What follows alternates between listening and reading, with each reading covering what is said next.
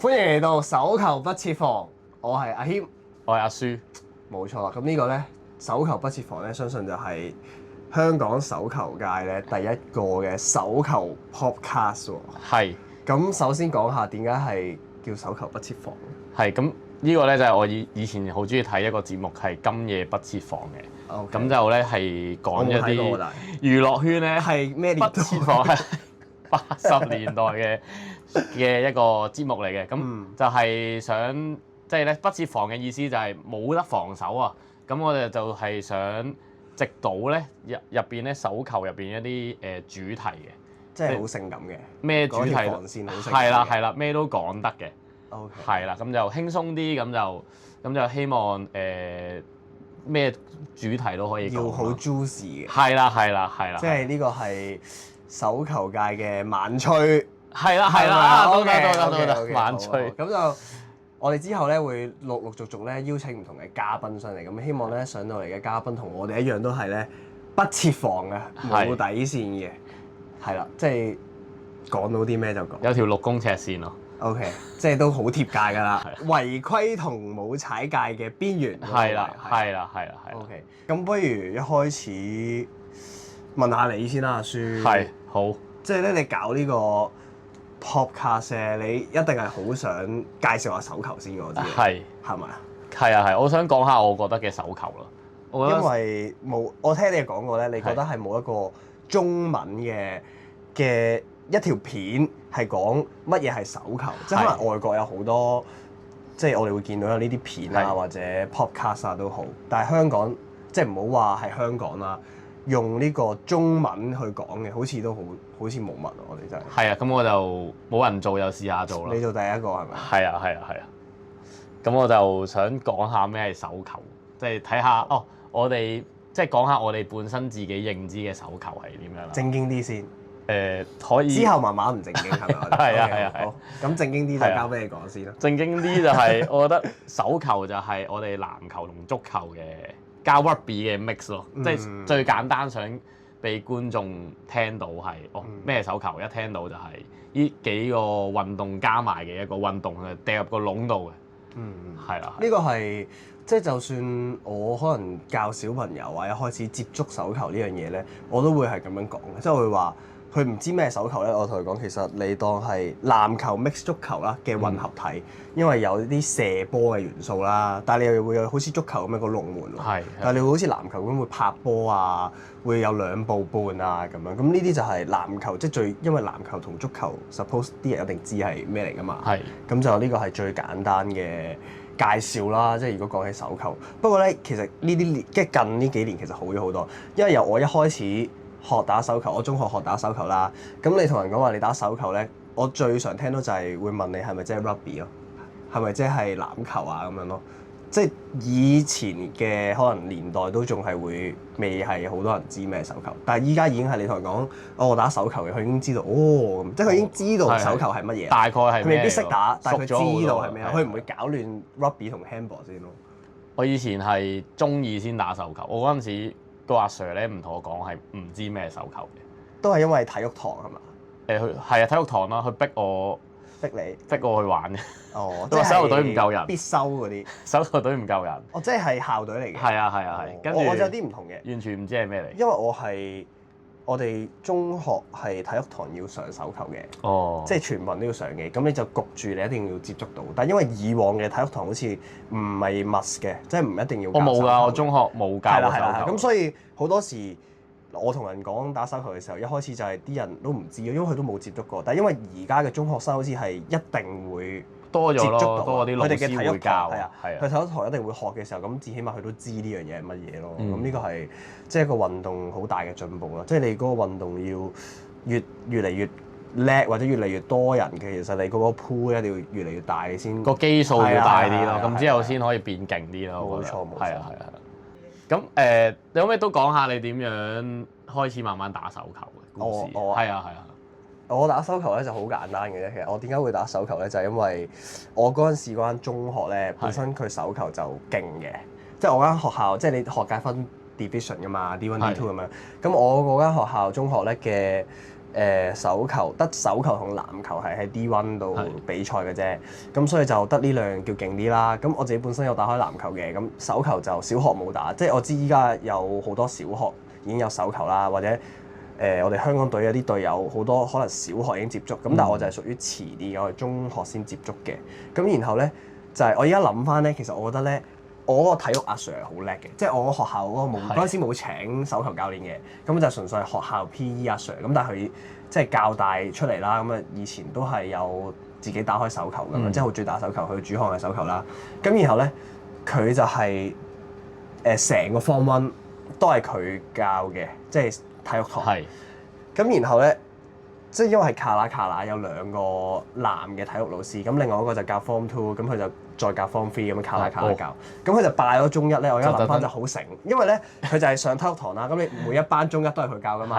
咁佢就見邊個咧即係高啊，或者跑得快啊，運動能力好啲啊，佢就會叫你啊，你禮拜四、禮拜一、禮拜四你嚟手球隊嚟玩下練習啦咁樣，咁就係因為咁樣就俾人點咗去玩咯，即係佢見你跑得快啲，可能大力啲。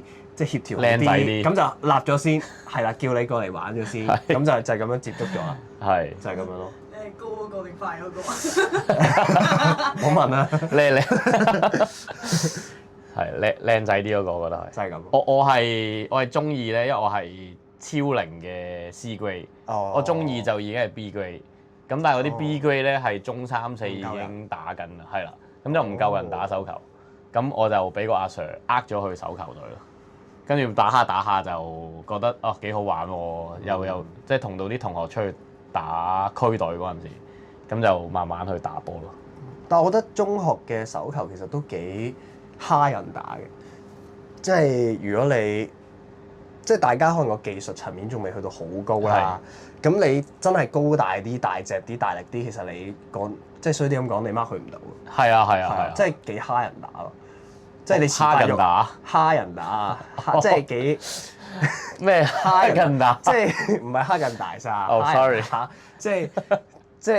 即係好食個天賦。係啦，咁所以如果比較遲發育嘅中學生，可能就唔會玩手球咯。因為你遲發育，咁你下下你都俾人恰嗰個，咁你就自然唔中意㗎啦。你唔中意俾人恰㗎嘛？咁你唔中意俾人恰嘅時候，你就唔會投入落呢個運動度。我中二嘅時候，我米6㗎啦已經，所以你就係早發育，咪就係打咗手球咯，所以就恰人咯。咁你咪打咗手球咯。係，但係我一打就 B grade 咯。係，但係跟住同埋我嗰個區入邊，我間學校係前3嚟嘅。咁好似好過籃球隊，因為我都打籃球隊，但係籃球隊每次都係小組賽出局，都冇乜成就感。所以我覺得成就感都好緊要，即係嗰個成就感令到你有歸屬感，咁你咪會繼續去打，繼續玩咯。咁去到上到去咧，你高中或者大專，點解你仲會 keep 住打波咧？呢個問題問得幾好，我都冇好認真諗過。點解會繼續打波啊？女 fans。因為嗰陣時中3、4就打到 U16，即係港青咁樣，咁就，但係我嗰陣時其實都冇話好中意打手球，或者即係中意打籃球多啲嘅。咁跟住，但係純粹係因為即係好似有得代表香港比賽喎，咁咪繼續打咯。咁你學校本身校隊又學界要爭排名，咁咪繼續打咯。即係為打而打咯，即係我冇好熱愛嘅，好唔中意嘅嗰陣時，未去到唔中意，但係冇好熱愛咯，係啦。咁純粹你打，咁你又贏到，咁咪繼續打咯咁樣。跟住係慢慢上到大學咧，其實我大專嘅時候，我係想打籃球唔打手球嘅。咁但係咧，因為咁想搏翻上 degree 啦，咁你就一定要揀一個幫到你嘅項目先啦，首先。咁然後就係籃球隊同埋手球隊個訓練，即係中大嘅練波日子係同一日嘅。即係我一定要2揀1啦，即係我冇得做好似中學咁樣兩邊一齊玩啦，咁就焗住一定要揀嘅時候就揀咗手球咯。咁啊反而係去到大專嘅時候先至越嚟越愛呢個運動咯，即係真係會花時間去研究啊，去鑽研技術啊，係反而我係真係算好遲嘅，即係而家都有啲後悔嘅，其實即係覺得自己太遲先至咁樣咯。但係你成就咗5年嘅決賽保證喎，5年嘅亞軍咯，但係。咁開心嘅，都開心嘅。我自己冇話，即係要唔係啊？你睇下依家有邊一間大專係可以連續5年入到決賽，其實都冇啊，好難嘅。攞冠軍係咯，除咗攞冠軍嗰隊咯，攞冠軍嗰隊係真係好難係啦㗎。都冇咗同佢爭啦。以前你嗰個年代係一定入決賽同佢爭㗎嘛。都可以咁講嘅。係啊不過又咁講，依家啲小朋友都好勁嘅，而家勁咗百花但係齊放整體係啦，係幾間 U 都勁咗百花齊放咁係對個運動嚟講都係好事嚟嘅。係。係。我都係打下，我本身唔係好中意喂，其實打嘅。大專你都可以講下喎。我冇打過大專啊。因為係咯，就係你都可以講下你冇打過。我冇打過大專，其實我覺得係一個遺憾嚟嘅，係啊，咁一定啦。係啊，我覺得大專個氣氛係遺憾啊！而家打咯。 35歲，我而家做教練啦，所以哦我自己覺得大專個氣氛係好過學界同埋打聯賽嘅，嗯因為嗰陣時細個讀書唔好啦，跟住就又冇諗住打大專，咁我唔諗住讀嗰啲八大又冇得打啦，跟住出嚟做嘢，嗯跟住淨係做嘢同埋打幹青嗰陣時有 U20、U22，跟住打下就已經去到23、24歲就冇再讀大學啦，讀咗社會大學啦。嗯。我覺得係可惜嚟嘅。有冇嬲教練唔揀你啊？呢個教練唔揀我咩啊？唔揀你入隊咯？幾時先？我唔知啊，我問下㗎咋。我冇啊，我冇。我係 U16已經選港青㗎啦。哦跟住但係我係 U20 先入選到㗎，咁啱嗰個年代，哦。即係咁啱啦，真係剛遇就啱啱嗯。嗰批人冇人打嗰個比賽，跟住就入咗港青啦。當時 U22嘅港青啦。嗯。係咯，跟住就 keep 住打咯，打到去冇得打啦，跟住上唔到大港隊嘅時候咧，就俾人問，不如你試下去教波啦，咁樣啦，跟住就轉咗揾下外去，快咁樣。係啦，轉咗去教波咯，咁樣就。不過但係你應該係都由教波開始先至更愛呢個。係啦，係咪真係，以前都係唔知即係好想打咯，但係佢打到佢個位即係U22都打過，跟住但係你又打唔到即係嗰陣時我哋得亞運同埋全運嘅啫，即係亞錦都冇㗎，亞錦都冇出賽嘅嗰陣時，嗰個年代亞錦冇出賽。咁你即係你冇比賽㗎，你唔知練咩㗎，即係你搏啲人會練亞運，但係同埋嗰陣時係應該冇乜好冇，賺即係唔係好似依家咁樣係4000蚊咯常規。訓練㗎嘛？冇㗎即係唔好講錢冇㗎㗎，冇㗎冇常規訓練㗎嘛？冇㗎，係佢有比賽先會召集，係咯係咯。咁你一定唔會係，即係你唔會有得持續去鍛鍊自己咁樣咯。係咯。而家就有得持續去練，即係可能有第一梯隊、第二梯隊。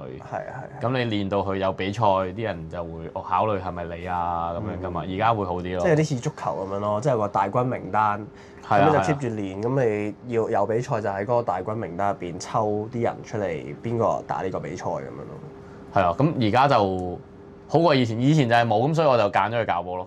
咁但係我覺得手球都係即係幫咗我嘅，即係都見，即係我都唔知做咩㗎嗰陣時。跟住但係就係因為打過手球啦，跟住去咗做一個工咧，就係入學校度做嘅，咁啊推廣運動，跟住入去學校就係借咗手球入學校度做咯，跟住就揾到自己，好似都想做一啲教育方向嘅嘢，跟住就慢慢就係做教波咁樣咯。咁你覺得手球有冇話成就咗你啲咩咧？我覺得成就唔好講成就啦，我覺得自己都冇乜做咗啲唔係，但係咧，即係我覺得係豐富咗嘅人生，係即係可能我依家身邊一班最好嘅朋友啊，都係即係同我由細打波打到大嘅一班隊友啦。跟住然後亦都因為手球可能見識到好多唔同嘅地方啦，去即係如果你唔係打波，可能你唔會去某啲嘅地方啦。咁我覺得呢啲都係手球帶俾我嘅嘢咯，即係同埋讀書啦，即係如果你叫我就咁讀書，即係冇個目標，咁啊可能即係我本身都唔係啲好中意讀書嘅人咁你都係因為想繼續打波，咁所以就要升大學。係啦，即係以前咧，我好記得咧，我中六有個老師喺度同我講，佢話：阿澤謙啊，你咧如果咧你仲想繼續打波咧，即係你想繼續打上去高水平啲咧，咁你就要讀書噶啦。如果唔係咧，你只可以着住一件白色背心咧喺樓下公園打波啊咁樣。咁我唔知點解到依家我都好記得，我都好記得呢句嘢嘅。咁我就雖然佢呢句嘢就唔係激勵到我，但係純粹係我唔知點解印象好深刻。但係我覺得佢講得好啱嘅係，即係事實嚟嘅。豐富咗你人生係應該話你打唔到上大專，首先你已經其實你已經被淘汰啊！即係你好難打到上香港隊，係因為你冇一個好系統性嘅訓練。係啊。咁然後你再打到上大專，跟住你讀唔到 degree， 或者你淨係你要將好多心力咧花喺升學，即係可能副學士啊、high dip 嗰度咧。咁你又會好辛苦，因為即係讀副學士、讀 high dip 都辛苦噶嘛。但係如果調翻轉，我一嚟我就係 degree year one 嘅話，其實我玩到傻㗎，或者我用晒啲時間去練波都得。係都係。因為我唔需要擔心，即係除非我讀到 quit U 啫俾人。係啦，咁但係我唔使擔心升學啊嘛，咁啊變咗又再好啲。跟住到你讀完大學，你個工作又好影響你之後練波嘅生涯咁樣。咁所以係即係佢呢個説話係啱嘅，我覺得。係啊，真係好影響。我都係因為打波先去到唔同地方嘅見識咯，跟住就發現都原來自己都中意去旅行，跟住就發掘咗啲唔同嘅興趣咯。但係都係由打波開始咯，唔知點不知不覺嘅，係啊。同埋有樣嘢咧係以球會友啊，即係你去到一個地方，可能即係我之前同聰仔同輝仔去紐西蘭打波咁樣，咁你因為你打波，你會識到一班人㗎嘛。係啊。咁但係你唔係因為手球，其實你唔會咁樣識到一班人。係啊。跟住你就變咗有一班朋友喺嗰個地方，有另一班朋友喺嗰個地方，咁就你嗰個共通語言就係手球咯，係啊，即係好似啲人話即係音樂係一個世界語言咁樣，咁其實你運動都係㗎，即係唔一定係手球啦，但係運動一定係。係啊，即係你唔使講嘢，咁我同你拎個波落街，你去美國街場咁樣，咁你都可以識到 friend 㗎，係咯。呢個我試過啊。係咯，你都會識到 friend，即係呢個就係嗰個 common language 咯。我喺日本咧唔識講日文嘅，但係我喺個球場度去打波咧，咁樣轉啦。佢真係知嘅。佢知我係想打。真咩？轉位。但係呢啲手勢應該唔係個個國家通用嘅喎，即係可能某啲國家嘅呢個未必係解轉位。唔知喎，但係佢又我咁樣行咗左邊，佢又知會兜去。佢可能見你行左邊啫，唔係因為你咁。但係個感覺就係你冇，即係你講唔明嘅，但係佢又知道你想點咁樣咯，係幾特別嘅，即係攞住個波，係啊，都係啲手球帶俾我哋嘅嘢咯。係啊。咁手球除咗帶俾你，仲有冇帶俾你啲特別啲嘅嘢咧？特別啲係啊，幾特別啊！特別啲即係會唔會帶到俾你啲女朋友啊嗰啲嘢咧？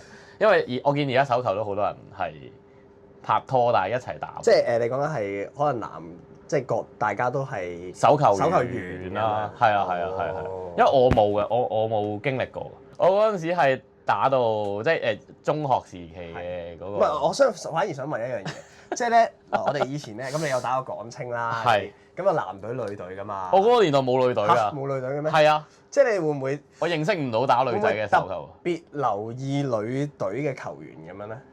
我唔識，或者支持冇話特別留意即係支持翻女仔嘅球員。冇喎，我真係唔識㗎喎嗰陣時。因為咧，我見其他嘅運動咧，佢哋有啲係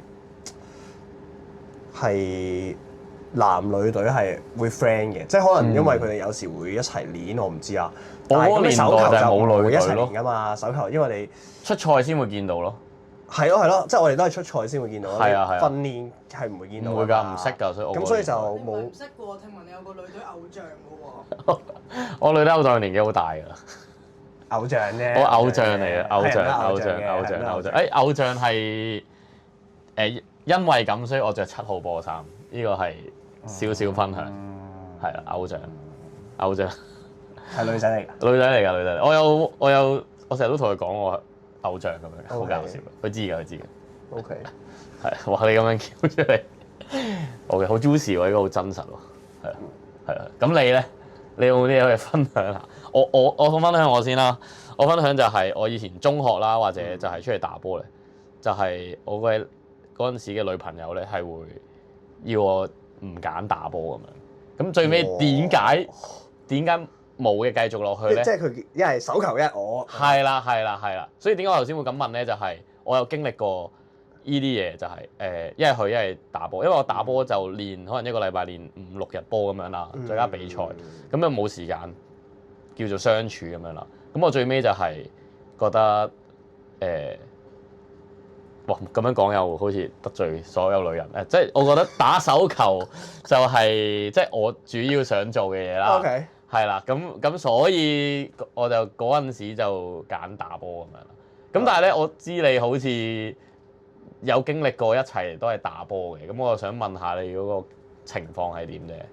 我覺得都幾好嘅，係即係佢都會支持你，或者即係我你都知你應該練點講咧波啊嘛？？即係我都有曾經有一個女朋友都係打手球嘅，係咁我哋係會討論打手球嘅嘢嘅，即係真係會互相研究或者傾，或者即係可能主要係我有啲比賽咁佢會睇啦，咁佢就會我唔知啊，即係可能正常一個唔識手球嘅女仔，佢可能都會嚟睇你打波，係咁但係佢唔能夠好技術層面嗰度係啊係啊話咗俾你聽。係啊，其實咧呢球咧你心急咗，或者呢球咧係其實你獨食，你唔應該咁樣去。係或者你唔應該咁樣打咁樣，即係佢唔會同你講到呢啲嘢噶嘛，即係佢可能就係純粹話好波啊咁樣，係啊係啊誒幫你抹下汗咁樣，我唔知啦。抹汗好叻㗎咯喎。咁但係就係即係如果你另一半都識手球嘅話，其實佢可以同你討論到咯，即係互相即係進步到咯，可以話係研究到，或者佢可能都會明白你即係可能練波好辛苦啊，或者啲面對唔同嘅情況啊、困境啊咁樣咯。咁呢個係咁所以你建唔建議打係波係要揾打波嘅另一半啊？我覺得冇乜所謂，係我覺得冇乜所謂。都啱嘅，即係最緊要就係支持你。喂嗱，如果你依家問我咧，即係細個啲嘅我咧，我就會覺得咁樣都幾好，即係大家有共同嘅興趣，係即係投其所好咁樣，即係好似好啱喎咁樣。嗯咁但係咧，依家咧我又會覺得咧，即係如果佢有啲興趣係我完全唔識嘅，我冇接觸過嘅，咁佢又可以擴闊到我嘅視野，係即係可能我會因為佢而接觸到呢啲嘢。係跟住又會學到一啲嘢，令到我個眼界又闊咗咁樣。咁可能佢又未必識手球，我又可以話，即係我唔係要佢打手球啦，但係可能佢都會知呢樣嘢。哦，原來係咁樣玩，或者佢都會見識多咗咁樣。咁我覺得咁樣都幾好啊！即係都唔一定要大家都係打手球嘅，即係一定有好有唔好嘅。咁但係我見其實依家好多少啲嘅球員啦，佢哋都一 pair pair 咁，係咯，好多都係真係多男女雙方都係有打手球，係啊，咁其實都幾好嘅。即係我而家，我因為自己啲學生好多都係互相扶持咁樣咯。都係打波識咯，係啊，哦，即係我教啲中學咧，點解突然間佢哋會一齊咧？就係原來佢哋都係手球。我應該知你講緊邊個？係啊，咁所以我就對呢個有個都幾好嘅，疑問開心嘅咁樣啦，係開心嘅。唔係本身拍拖都係一件好開心嘅事嚟嘅。係咁如果又可以互相 support 到對方就係更加好啦。係啊係，我就係但會唔會好好混亂咧？咩叫好混亂？即係唉，你知啊，呢個界別好混亂。球圈咁樣，球圈咁爭亂，就貴圈就貴圈爭亂亂咁樣就即係啊係你越多男女嘅交流。唔係，即係越多，即係你個男仔係打手球，係個女仔係打手球，咁大家都係呢個圈子，咁咪會越嚟越亂咯。內循環。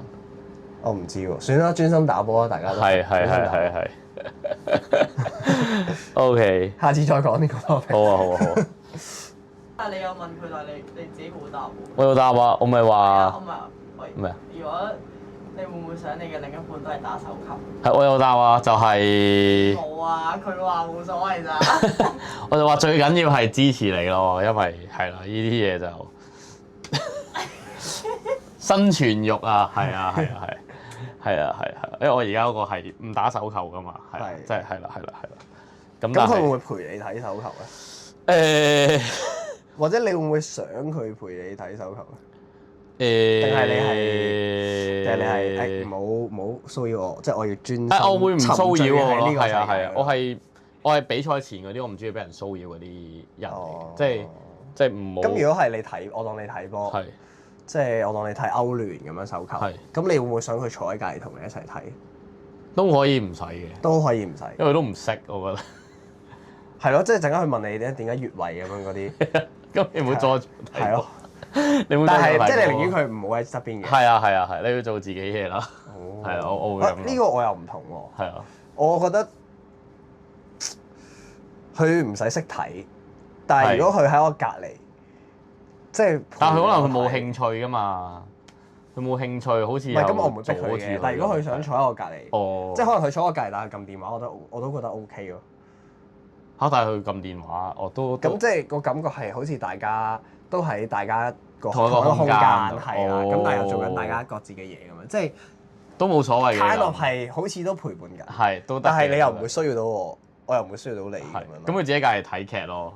係咯，都得。睇戲咁我覺得咁樣你唔得啊？我覺得咁樣幾好我。一係就唔好陪你陪就專心睇，我唔介意你問我問題咯。哦我唔。介意你唔識睇咯。但係要一齊睇。唔係，但係如果佢係咁問啲好無謂嘅問題，點解呢球我又覺得唔得，會即係等於入波嘅即係等於你睇戲咁樣係啊睇，佢係咁問你，佢點解佢會點解殺佢嘅？蜘蛛俠唔點解係？佢會死嘅咁樣？咁但係同蝙蝠俠一齊邊有得解喎？但係睇波你有得解喎。然之後唔你解係㗎下我就會有時好多判決都冇得冇得解㗎，即係啲人問我點解嗰球有咁7公尺冇7公尺，我都唔我知就會聽得明，跟住我就開始識睇。我識睇嘅時候就會你啫，你叻啫。但係咧我覺得係，我覺得佢如果會陪我睇已經好好，你就會好開心呢樣嘢。我都會好開心，哦因為即係咁你有取捨嘅，即係如果係假設嗰場比賽係好重要，係即係當然如果係好唔重要可以唔睇嘅，咁可以唔睇啦。唔睇咯咁但係如果真係好重要啊，咁即係我一定要睇啦。係咁即係我嘅選擇得翻，我睇你唔走開，同我睇你喺我隔離啫嘛。哦呢個係男仔同女仔嘅分別啦。係即係如果係咁嘅話，就係嚇，但我都係揀唔使隔離嘅喎。唔係即係波就呢場波我睇就睇緊㗎啦。係啊。只不過睇下你睇唔喺我隔離一齊睇啫係啊咁樣咯。但係如果我即係你又話要嚟睇，但係你又玩電話嘅話，我就覺得咁你不如唔好嚟啦咁樣。呢個係女仔。哇！呢個唔男女大不同。男女大不同，係呢個係另一個 topic 啦。係鏡頭背後就係講緊佢唔認同，即係有啲類似我觀點嘅。就係如果你即係你都唔係睇撳電話，緊係啦，即係你有你嘅嘢，不如你去做你嘅嘢啦。唔係咁當然啦，即係如果佢都有係啊嘢其他要做嘅，係啊咁佢咪做咯。咁但係如果佢都冇嘢做，佢都純粹想 hea 下嘅，咁你咪坐喺我隔離 hea 咯。我會咁樣覺得。咁我就可以，我就專心睇咯，因為咧睇波我都有分係。唔係即係咁，你多個 casual 睇 cushion 定咁樣都認真睇幾好啊嘛。即係你咪你有你咁咯，我有個 cushion 咁樣掂下，即係你當係咁都開心 cushion 啫啊嘛，咁都開心噶嘛。 OK 黐住有得黐住。你會咁樣黐住㗎？係嘅咩？你會唔會㗎？我會嘅喎。我唔會㗎，你唔會我㗎？唔會㗎，唉，我會，臭男人。我可能會攞住本嘢。哦，job notes 咁樣。你職業病喎你。係啊，有少少職業病。咁我唔會，我純享受球賽。係啊，或者睇，好好睇喎，哇嗰球咁樣。咁但係原來佢唔明嘅咩？咁就冇計啦。係啊。好，我哋講翻啲手球啲嘢先。係啦。唔好講啲咩談情説愛住啦。好啊，好。咁講起手球咧，我有樣嘢想問嘅，係。就係咧，即係你睇 NBA 成日都見到咩 All Star Team 啊，係咩 All Time 啊嗰啲噶嘛。係。咁如果講香港嘅手球啦，即係你覺得俾你揀7個人，即係係7個位置啦，係。最勁嘅7個位置，你會點樣？可唔可以劃分喺10年後啊？因為10年前唔識。 10年前唔識啊，都好合理嘅咁。 10年後，我都唔唔係我驚啲人睇完就，哇點解唔講嗰個啊？點解唔係我啊咁？點解你唔講我啊？點解啲前輩唔係啊講我？點解你唔講我啊可能我唔識啫，係對唔住。咁一隊會唔會太 harsh 啊？ 2隊咯， 2隊會唔會太難諗啊？咁應該點啊？一隊先啦，一隊啦一隊先啦，即係最簡單，或者觀眾你都可以依家即刻諗，你喺你腦海中你出現嘅係嗰7個位置，嗰7個人嘅一個人，你要揀一個人，係你要揀邊個咁樣？計唔計嗰啲感情分啊嗰啲㗎？你可以加啲嘅，可以加你可能你即係好 depends 嘅，即係因係啊，為每個人都即係我教練唔同㗎嘛可能係肥聰咁，我實揀肥聰咁樣。 OK，make sense。係啊。咁可唔可以係你兩個同一時間諗同一個位，然之後1、2、3一齊講一個人？哦，可以啊，試下咯。你講先啦。咁啊唔係你講個位置。不如咁啦，我哋係啊算啦，唔好啦，點啊？唔好分得咁麻煩。點樣分啊？冇啊，我諗住分年代咁樣，但係冇啦冇算啦啦，冇啦太難啦，冇啦年代真係。係啦。我哋嚟個簡易版先啦，我哋之後先複雜化。好啊，好我哋之後就會再同大家玩啲遊戲咯，再諗。係啊但係依家咧就諗咗淨係7個人先，係。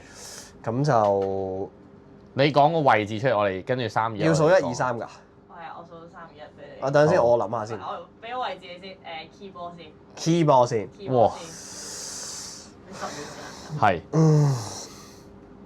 我諗好咯，已經。 OK。 OK。好。3、2、1。葉詩人。OK。 OK，我揀葉佢詩人。我葉詩人。葉嘅。詩人。唔係嗱咧，葉詩人就手球王子啊，係啊大家聽啦係啊。但係咧，唔知點解佢出現喺我腦海有呢個人嘅時候咧，我永遠都係佢係左輔咯，我唔知點解。嚇！我係許文邦係左副喎，我唔知點解調翻轉喎。唔係因為我以前咧，我都話我太遲先接觸香港隊嘅，哦所以我以前咧我係冇睇香港隊嘅比賽嘅，對唔住。係。咁所以咧，我就冇真係睇過。你一成為香港隊嘅時候先睇自己係嘛？差唔多。係香港隊成員林 keyboard 林。跟住，所以咧，我就冇真係睇過佢係全盛時期打嘅 keyboard。係咁所以我反而睇得許文邦最多。哦。咁所以我嗰陣時係睇葉詩人先。我個腦就第一下浮到許文邦出嚟咯。好。但係我許文邦擺左副喎，諗住。 OK。位置調一調啫。就左副。好。 OK。好。係咪要等先，等先，等先，等先。你左副未諗到啊？即係我哋使唔使解釋下㗎？即係要解釋啊！而家解釋咗，解釋咗啦你唔係解釋，你可以再解釋多啲嘅。我解釋多啲啊！我唔係好想讚許文邦。呢個一定要落，呢個一定要落。係，我揀葉詩人啊！葉詩人有教過我㗎，去區隊嘅時候。嚇係教過你我區隊嘅時候教過我。哦。佢嗰陣時熱身咧。依家仲有冇區隊嘅？而家有，突然間而家有。呢個好年代久遠嘅。而家有，而家有。 OK。但係比唔到賽嗰啲區隊。係因為以前區都有比賽㗎嘛。唔講啦，呢個。即係好有歸屬感㗎喎，係以前係，啊即係我呢個區打人哋嗰個區咁樣咧，我以係啊前好勁咁樣，係啊係啊，區隊係成我就咗哋畫晒好多山頭文化咁樣，有啊，即係咩真係啊，區咩區咁係啊有啊樣，即係你有啊嗰個區嘅喎咁樣。係啊係啊，我以前同埋以前打區隊咧係周圍去唔同區，唔同區有主場㗎。嚇！係啊，即係咧我真係咁咩嗰陣時唔知打中西區係要去到港島咁樣㗎。咁你嗰個好玩啲喎，我嗰陣時係喺晒一個地方打。係啊係啊係啊，即係啊係一夜打第二年嚟嘅，第二年嚟。係啊。咁你嗰個正好多喎。係啊即係可能主客場。係啊，有少少咁樣㗎。哦，正喎！係啊，我覺得我試過入元朗就係打元朗區咯。手總係要重新搞翻呢個喎咁。係啊，呢個係呢個係有趣㗎。幾有 gimmick 喎呢個。同埋我就係借手球，跟住去咗，真係去晒咁差唔多咁多區。即係唔係你唔好講笑啊！你如果我要入屯門區打，我耐過我搭去台灣㗎。即係真係你叫柴灣嗰啲區嗰啲搭入去屯門打，哇好遠喎！我嗰陣時入觀塘係要行上去秀華道拔㗎。攝嘅喎。係啊，跟住去流後何文田公園。係咯，嗰陣時冇何文田地鐵站我係咯，仲要喺旺角搭我搭 van 仔上17號咯，我去。係搭巴士。我落旺角搭 van 仔上去。啊係啊係搭 van 仔都即 common 係嘅。即係就係因為打手球，所以先識香港唔同嘅地方嗰陣時。我呢個係幾搞笑喎。係啊，我有經過一年。幾好喎！即係你要入去嗰個黃竹坑咁樣，你都係啊係啊你都棘喎。以前即係你上水咁樣，你北區落去北區㗎黃竹坑，哇好遠好難啊！㗎諗到都覺得好遠啊！所以以前係好玩㗎呢個。係咯，呢個幾好喎係啊係啊！強烈建議手球總會加翻呢個主客制嘅區隊比賽。係啊，睇下佢正唔正咯。幾好。跟住講翻點解葉詩人先，跟住咧我跑步熱身啦，跟住佢就揀葉成都合理啊！咁佢王子啊嘛，唔係啊，佢個你好冇得唔揀㗎喎。好識力場嘅回憶就係我哋熱身我哋係冇嘢呢代人做。咧嘅手球嘅 signature 就正常都係葉氏人嘅。可能啲人就係識佢問，哦謝永輝嘅而家已經係下個 generation 係啊嘛，嘛？陳子朗嗰啲即係我哋細個嘅時候就係係葉氏人嘅，一定即係聽開啲人講。所以我10年後啊係好似安全啲講嗰啲名。唔係即係講緊咧，唔係講緊手球圈入邊，或者喺手球圈入邊你可能噏到幾個名，但係講緊係你唔係打手球嘅人，你同佢講手球咧，佢就會哦葉氏人啊嘛係咁樣咯，係即係你咁樣先代表佢係一個 signature 咯。嗯，係啊，即係等於依家就係可能啲人講起手球都哦謝永輝啊嘛咁樣，你知唔知係啊謝永輝啊咁樣？係啊係啊即係咁樣咯。即係我哋嗰代嘅 signature 就係我哋細個聽就係葉氏人咯。嗯，係啊，佢係有機會大家記住要去睇下睇下佢打波。有 YouTube 有得睇嘅，有條 YouTube 片係講佢打唔知多哈係啊多哈亞運，多哈亞運係啊。佢依家都仲有打波㗎嘛？佢而家有嘅，係咯係咯呢聯賽見到佢。mark 實佢嗰隊聯賽隊，記住去睇佢打波。係啊。咁我就揀許文邦咯。我揀葉士人。喺我嘅世界咧，佢就有啲似即係手球嘅博士咁樣咯。即係手球嘅嘢，呢條友咧係佢對手球係即係佢係咩都係球痴啊！係啊！球痴。咁你話唔讚佢嘅？即係你打 keyboard 呢個位係要咁黐㗎嘛？係。即係就係要對呢個手球呢個運動。係就係咁，唔讚咁多。好，留翻先。留翻先。好 ，next 第二個位置係左副，我諗好㗎啦。3、2、1，許文邦。調翻轉，係啦。我講先，我讚啦。好。許文邦個射波喺我認知嗰個年代，佢係最深於射波㗎。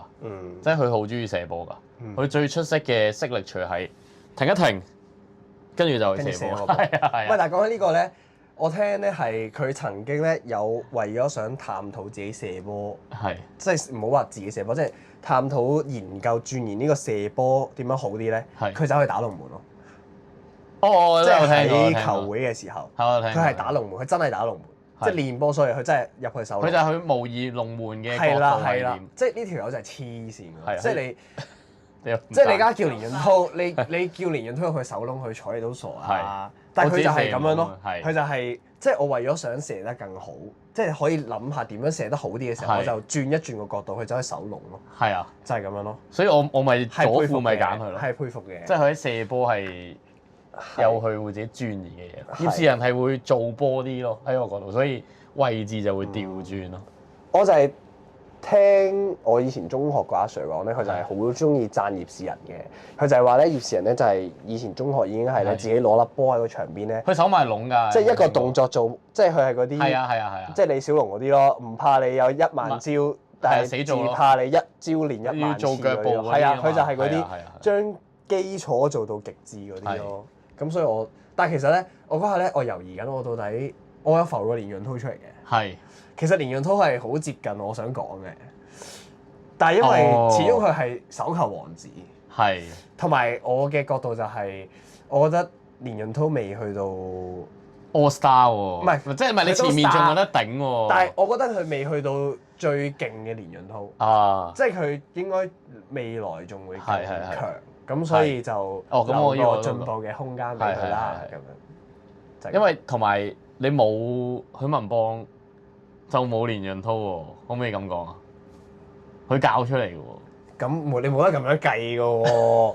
咁即係你冇 Jordan 就冇 Kobe 咁樣喎。係咁計嘅咩？係啊，你冇 Jordan 就冇立安基。咁就太複雜咯，咁樣就。OK。唔得咁樣唔得。係，但係我覺得係阿滔係有呢個潛質成為呢個香港第一左副嘅。5年後可能我就揀連潤滔。唔使5年，我覺得2-3年。2-3年啊！可能佢對佢有信心嘅，又真，因為我哋而家討論緊係香港本土嘅球員或者聯賽啊嘛，係啊。嗱，要計全盛時期啊，即係你唔好講依家佢40歲同揾個20歲比唔得，係全盛時期啊，大家記住。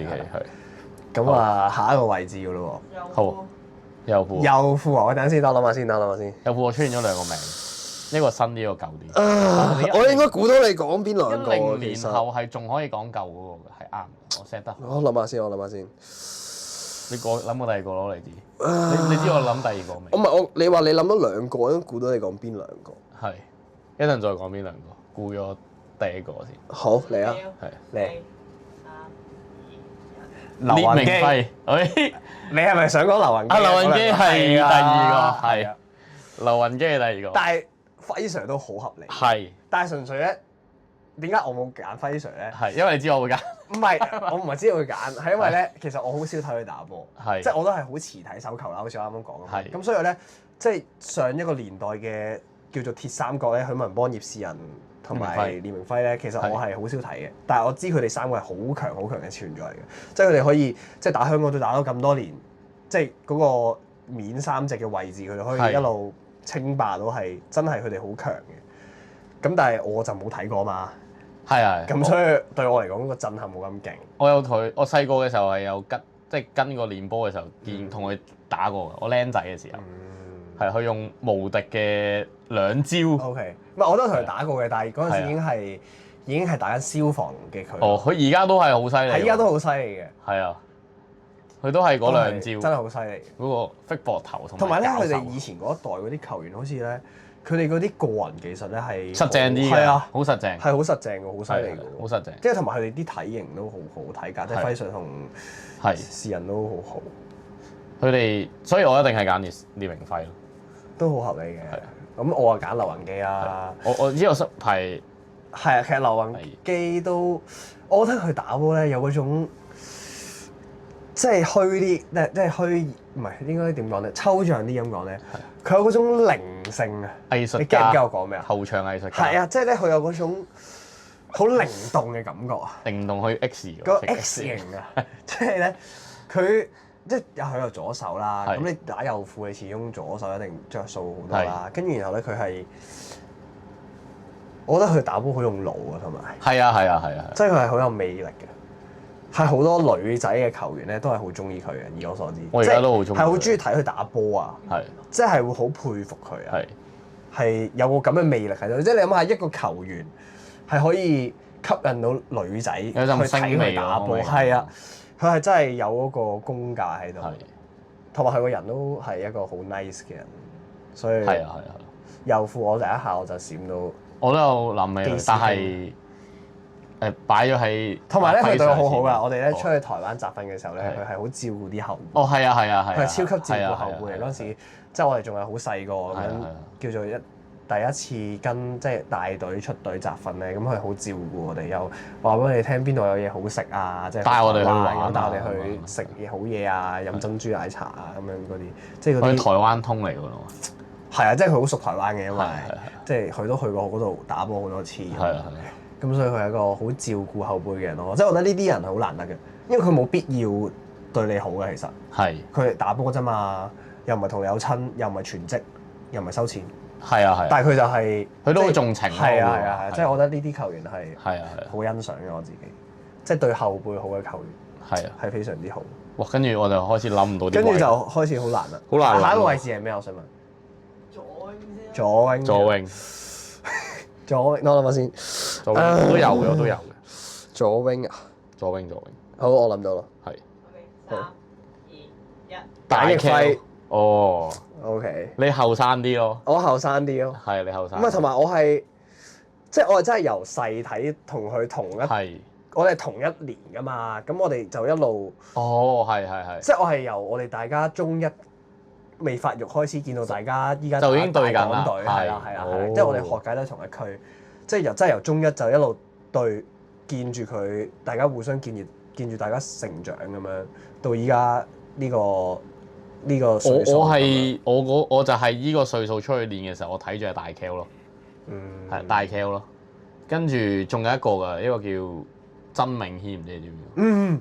我都想，我有閃過呢個人嘅，我有閃過嘅，但係咧已經佢消失咗，冇打手球。但係佢係即係好似都有打聯賽，但係應該我13、14歲嘅時候，佢就應該係16、17歲，即係港青嗰啲啦。佢係又係好犀利喎！佢嗰陣時有個朵㗎，個批手係啊，最強95啊！佢嗰陣最強95啊！係啊，好似係95定96，係最強95。其實左 wing 都好多人選，同埋佢係唔知18歲就已經係打全運㗎嗰陣時話。係，即係好後生，都係一個細個就聽呢個名。係啊。咁但係阿大 Kel 係即係再前輩啲啦，喺我嗰度。係佢唔打係即係唔打港隊都好可惜嘅。唔係我都知佢係好犀利，但係咧都係嗰句咧，我就比較少睇波以前，所以我都見識唔到好全盛時期嘅佢。同埋佢射7公尺好厲害咯，即係其實佢射 wing 都好厲害，我覺得真係。即係你見依家聯賽對到佢，其實佢都係。佢嗰個好穩陣啊，好知道射邊。嗰個叫咩咧？即係佢係擺到明我嚟跳出嚟灼你嗰個感覺係，即係佢已經唔係同你嗰個唔係嗰個水平啊！我覺得係，即係佢已經唔係諗跳出嚟射，佢係我食硬你咁樣嗰個感覺係，即係嗰個即係球員其實有時就係要有呢個 ego 啊，佢就係一個好強呢方面嘅球員咯，我覺得。但係我就係因為冇睇過全盛時期嘅佢，真係比較少。再年代啲，如果俾我揀遠啲，我會揀 Musa 嘅，但係佢太遠啦，所以 Musa 我有睇過咧，我唔知你有冇睇過 YouTube 啊？係啦，我一定有。Musa 有精華㗎喎。係啊。佢個人 highlight 㗎喎。係啊。我有睇過。我都有睇過。我就係睇過之後，我先發覺佢係幾勁㗎喎，其實真係。係啊。即係我啱啱我係有閃過 Musa 㗎。但係我 set 咗係10年後啊嘛。係啊。嗰個太遠啦。太遠啦。Musa 佢應該係千禧年代先。即係大家唔好見 Musa 而家咁和藹可親。其實佢以前係一個佢係一個好有火嘅球員嚟。係。即係又係一個。佢而家都好有火。我發覺打得左 wing 咧，都係啲好有性格嘅。你諗下。簡尼輝算冇乜脾氣嘅。係。但係咧，好多啱啱提過好勁嘅左 wing 嘅球員，佢哋都係好有性格嘅球員嚟，我覺得係。但係其實係要咁有性格咧，先可以射到一先係做好嘅 wing 位咯。我覺得係。即係你 wing 位同你打副位又唔同噶嘛。即係 wing 位好多時你埋門嗰下，你已經係你每一下你都係同龍門嘅1對1嘅角力，你唔使前期做好多嘢。係。咁所以嗰個要求你無論係硬件上定係你心理上，其實都同副位嘅球員好唔同。咁所以佢哋都係啲，我覺得係心理好強大或者好係啊，好有信心嘅人，好有特質嘅球員咯。即係如果係你要打到好叻嘅話，仲係啊。但係我揀簡一輝就係因為你睇住佢一嚟啊，二嚟我覺得呢個人太穩定啦。係，即係佢唔計佢平時玩嗰啲射波啦。係，佢真係比賽嘅時候佢太穩定啦。呢個人太穩定啦。即係可能，即係如果你齋計技術啊，我覺得大 K 可能係勁啲嘅。係，但係咧計一場比賽嘅穩定度咧，我覺得可能簡一輝會勁啲。太誇張啦！佢實在太穩定啦。就好似佢同佢女朋友咁樣。你有幾多錢？下個 next 游泳咯。好。我會出 cheat 啦，我諗住游泳我會出 cheat。游泳啊！諗下先。你係咪諗唔到嗰兩個二海嘅球員？係啊，我諗唔到。好似，但係以前係有一批球員嘅。啊！我諗到啦。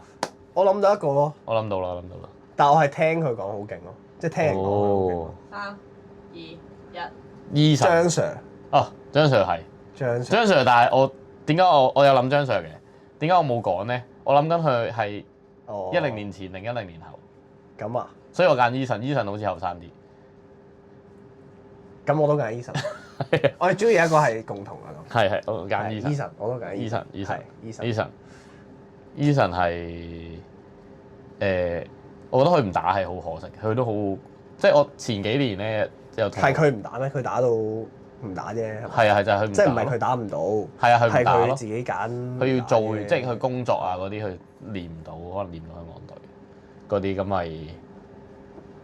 咁咪好可惜咯。即係我而家見佢喺聯賽啊，或者佢有時都會練下波嗰啲。輕鬆吊打。係啊，都好穩陣，好穩。好清楚要做啲咩，好穩咯，打啲位啊，同埋都唔係好老啫，其實。係啊，即係都仲叫當打啊，即係年紀嚟講，即係未去到話跑唔喐嗰啲噶嘛，都好後生啫，佢跑好快㗎嘛。係啊。係啊。但係我覺得佢哋嗰一輩係即係讓啲機會俾下一批嘅人咯，即係可能佢哋覺得佢哋好多比賽佢哋都打過，咁我繼續食住個位喺度，其實佢對香港嘅手球發展係冇好處㗎嘛，佢覺得。係。咁佢咪咁既然我都夠啦，咁我咪讓個位出嚟咯。係。即係 even 佢仲打到都好。係。咁樣咯。係。Eason。傳承啦講。係。可唔可以咁講？傳承。好。冇錯。喂，呢個我哋。最大難題啊嚟緊。咩啊？龍門啊！龍門難咩？我覺得好難。龍門啊！等我諗下先。龍門要 overall 年代喎。好難啊！我覺得你。其實你有冇睇過大哥打喎？冇啊！我都冇。但係其實大哥係咪好勁嘅？唔係啊！我哋係啊，但係我哋10年前係係大哥不是嗰個 OK， range。點解我揀10年就係我哋避免咗啲老前輩，係啊係啊，冇得罪老前輩。但係我哋諗下10年代對到之後其實而家都好難嘅龍門近呢幾年係難揀咯。但係你 overall 呢10幾年，而家26年16年啦，呢16年係係嗰個咯喎，應該 overall，即係唔計呢6-7年。後起之秀，咁啊，咁我揀第二個咯。你揀第二個，你讚下第二個。好啊，定我哋唔揀嗰個啊？唔揀邊個啊？我哋唔揀，一定係得，嗰個。咁你 all time 啊嘛。哦，因為我哋知道係嗰個嘅時候，我哋就都啱嘅。好。3、2、1。阿達。Jeffo。喂，你揀第二個。Jeffo。 OK。唔係嗱，我解釋下。你揀先。嗱，其實我覺得咧3個龍門咧係好近嘅，係真係好近嘅。即係無論係我哋用而家去計啊嘛。你無論你主觀覺得定係客觀睇數據撲救率上咧，其實3個龍門我哋平時練波我哋有計數據㗎嘛，因為其實係差唔多嘅，真係差唔多。即係講緊可能係35、34、33，其實係個 percent 啊撲救率。咁點解我揀 Jeffo 咧？係因為今次亞錦賽。哦，係啊，即係如果冇今次亞錦賽咧，咁我會揀阿大嘅，係。但係如果計埋今次亞錦賽咧，我覺得其實 Jeffo 應該係即係以實力嚟講差唔多，但係佢個上升空間更大。同埋我覺得佢 Jeffo 呢條友咧，佢不嬲呢個係個心態上有啲問題。但係咧，只要佢個心態佢 tune 正咗，其實佢好勁。即係佢個實力係可以好勁，但係同時間佢都可以好廢。你咁樣讚啦，又話佢打二封殺嘅時候好廢，係手起唔到嘅時候就。但係咧，講起 Jeffo 咧，係你講法先。即係我又係由細同佢開始打啦，我哋由區隊開始識啦，即係可能中1、2咁樣。跟住之後咧，我哋區隊比賽決賽嗰陣時，跟住咧佢手下咧，守到半場無啦啦喺度喊，即係未完嘅喎，場波未完。好似佢個性喎。係啊，跟住手下半場喺度喊咯。佢覺得自己守得唔好。係啊，佢覺得自己守得唔好，咁佢就即係佢係會諗好多嘢嘅人，但係佢就不斷努力進步咯，即係同肥聰都係一路孖住一路進步，一路打上去。咁以前仲有個叫班長嘅，你哋都識啦班長。係，但係而家好似即係佢哋3個嗰陣時一路都好強嘅，即係班長強啲添嘅。咁但係就即係每個人條路都唔同㗎嘛。咁就冇繼續。係啦，就冇繼續打。咁佢哋兩個就一路扶持一路打上去。到依家，我覺得佢哋都可以好穩守到香港隊嘅大門。咁所以我就揀 Jeffo 咯。我同佢即係我再見證得佢多啲。係。我揀阿大係因為，但阿大其實都 no doubt。佢連唔住年代感太耐，佢穩住。佢個 career 太長啊，佢係 Tim Duncan 啊，係佢係 Tim Duncan。係啊，佢 career 太長，所以 Tim Duncan。所以係咯，都冇乜意義嘅。係啊。咁就剩翻一個位啊，應該。剩翻個位。中鋒。中鋒好難諗喎。好。3、2、1。王健。係啦，王健。好合理啊。冇得講。好，其實都冇得講啊，因為咧再老前輩啲咧，我就未睇過。係。咁你當代近代都一定係王健㗎啦。係。同埋咧呢條友咧，又係同許文波差唔多㗎，即係又係咧醉心於手球。即係當一個人咁醉心於一樣嘢嘅時候咧，佢一定係做得好嘅。係。以前嗰啲前輩都醉心，同埋你好難咧，你時代都唔同。即係而家好啲啦，但係你以往手球未係一個好主流嘅運動嘅時候，你都可以咁堅持熱愛呢樣嘢，其實你就可以可想而知，到底呢個人有幾中意手球啊。咁所以佢打得好係一定係即係有個原因。係啊，同埋佢係去到有國家隊邀請佢練波，所以王健即係呢啲一直都話佢係隱藏 MVP。係啊，真係好合理。所以冇得唔揀，冇得鬥氣嘅貢獻。係啊，係。咁就揀咗個 all time 就差唔多啦。不過我知道咧，我哋係下次有個好好玩嘅遊戲，同大家觀眾一齊玩嘅，都係關於咧揀呢個陣容嘅。係。咁你就但係而家都可以先留言講下你嘅。係啦，或者可以留言講下你 all time 陣容。係啦，你有啲咩人選浮喺你個腦入邊？咁我哋就下次再講，下集再同大家見面啦。係啦，多謝大家，拜拜。